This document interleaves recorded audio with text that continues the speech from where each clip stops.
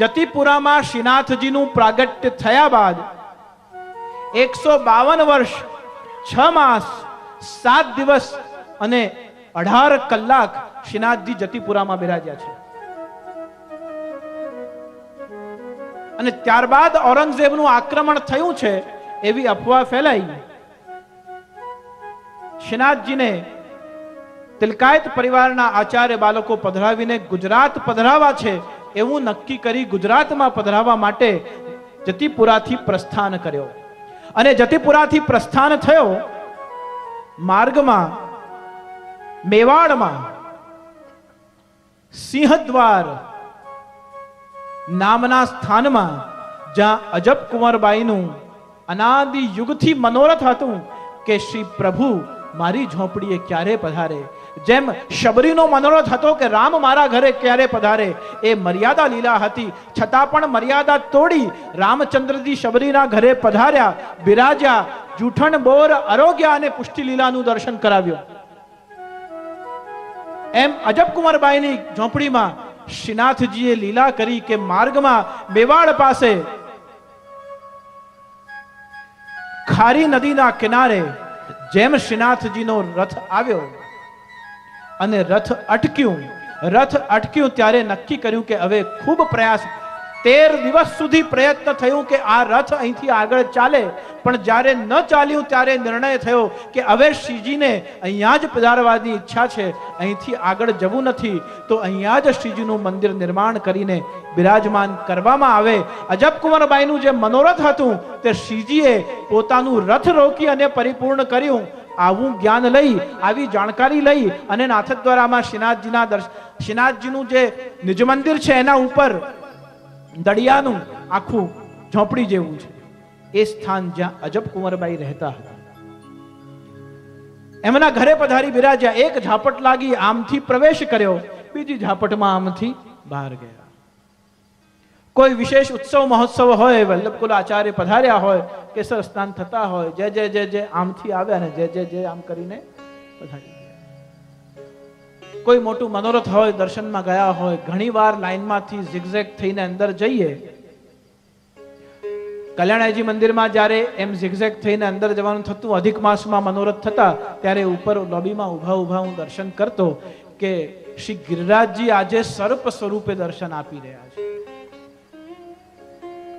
ગિરિરાજજીને દૈવી જીવ ઉપર કૃપા પ્રસાદ વરસાવવાની ઈચ્છા થાય તો 4 સ્વરૂપે દર્શન આપે છે.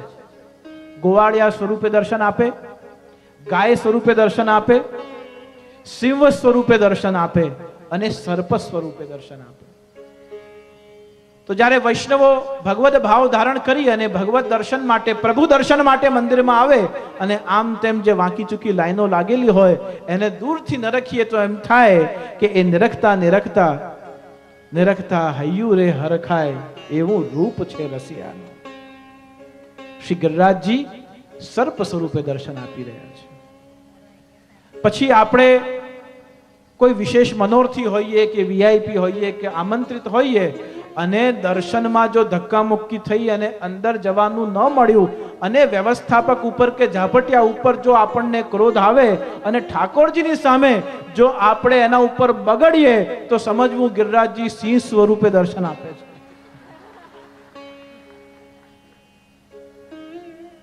પછી આપણને મનોરથી પણ ન હોઈએ, આમંત્રિત પણ નથી, પણ ઝાપટિયાજીથી, કીર્તનિયાજીથી, મહારાષ્ટ્રથી એમ વ્યક્તિગત થોડો બહુ આ 3, 4, 5 માંથી કોઈનો બહુ આત્મીયતા, વ્યક્તિગત પરિચય હોય અને ધીમેથી રસ્તો જોઈ આપણને અંદર બેસાડી દે અને આગળ ઘુસાડી દે અને આગળ જઈને બેસી જઈએ, સમજવું શ્રી ગિરિરાજજી ગાય સ્વરૂપે દર્શન આપી રહ્યા. અને નંદરાયજી ના ઘરમાં, નંદાલયમાં આપણે આનંદ કરવા માટે જઈએ અને આનંદ કરવા માટે જઈએ તે વખતે જો ઠાકોરજીના સન્મુખ ગાવાનો, નૃત્ય કરવાનો, સ્વાંગ બનવાનો, ગોપીગ્વાલ બનવાનો, આ બધું જો આપણને અવસર મળે અને આપણે જો નંદરાયજીમાં નંદ ઘેર આનંદ ભયો, નંદ મહોત્સવ થતો હોય, એમાં જો આપને નાચવાનું સૌભાગ્ય મળે અને આપને લોકલાજ નડે તો આપ આમ ઊભા રહેશો. અને જો આપને આનંદની મર્યાદાનું અનુભવ થાય કે આનંદ અસીમ છે. હવે હું મારી જાતને રોકી શકું તેમ નથી અને લોકલાજ છોડી અને નંદ મહોત્સવમાં દહીં ઉડતું હોય તો ઉડે, પ્રસાદ મળવાનું હોય તો મળે, પણ આજે તો નંદ ઘેર આનંદ ભયો, જય કનૈયા લાલકી કરીને આપણે ચોકમાં કૂદી પડીએ અને નાચવામાં, કૂદવામાં, ગાવામાં અને જય જયકાર કરવામાં આપણને સંકોચ ન થાય. સમજવું કે શ્રી ગિરિરાજજી ગ્વાલ સ્વરૂપે દર્શન આપી રહ્યા છે, ગ્વાલ સ્વરૂપે દર્શન આપી રહ્યા છે. ભક્તાભિલાષા ચરિતાનુસારી, ભક્તનું મનોરથ પૂર્ણ કરવું શ્રી ગિરિરાજજીનો સ્વભાવ છે. તો ત્યાં જઈએ ત્યારે તો આપણો મનોરથ પૂર્ણ થાય જ, પણ અહીંયા રહે પણ જો અલૌકિક મનોરથ હોય, હા પછી આ વખતે 10મા 12માની પરીક્ષા છે, થોડીક વિશેષ સામગ્રી આખો વર્ષ અરોગાવીએ, કદાચ દીકરો પાસ થઈ જાય તો સારું. આ વખતે થોડુંક મંદી ચાલી રહી છે, સાઇટ પર બી તકલીફ છે, દુકાનમાં બી તકલીફ છે, સાલું માણસોની પણ મગજમારી. થોડુંક 2 યમનાષ્ટક આજે આપણે આ મહિનો આપણે વધારે કરીએ, જરા મંદી છે, જરા એમ સહેતુક લૌકિક ઈચ્છા હોય તો ગિરિરાજજી કસોટી કરી શકે, પણ જો અલૌકિક ઈચ્છા હોય કે મારી પરિસ્થિતિ મારા ઠાકોરજીને ખબર નથી, જ્યારે બધું પ્રભુનું જ છે, હું જો રક્ષક જ છું તો મારે શું કામ ચિંતા કરવી? सब कुछ सौंप दिया, जब तुझको है नाथ, मेरा क्या लागे मुझको है नाथ. બધું તારું જ છે, તો શું ઠાકોરજી પાસે માંગીશું? ઠાકોરજી પાસે આપણું અલૌકિક મનોરથ માંગવું જ હોય તો શું માંગી શકાય? જેમ અચરા પસાર માંગો, જન્મ જન્મ દીજો મોહે, યાહી બ્રજ બસવો. શ્રી રઘુનાથજી, પંચમ કુમાર રઘુનાથજીએ માંગ્યું હતું. શ્રી મહાપ્રભુજીની કૃપા પ્રસાદ પ્રાપ્ત કરી. શ્રી ગુસાઈજીએ, શ્રી રઘુનાથજી બાલક હતા, રઘુનાથજીને કહ્યું કે મંજુષામ આનયો.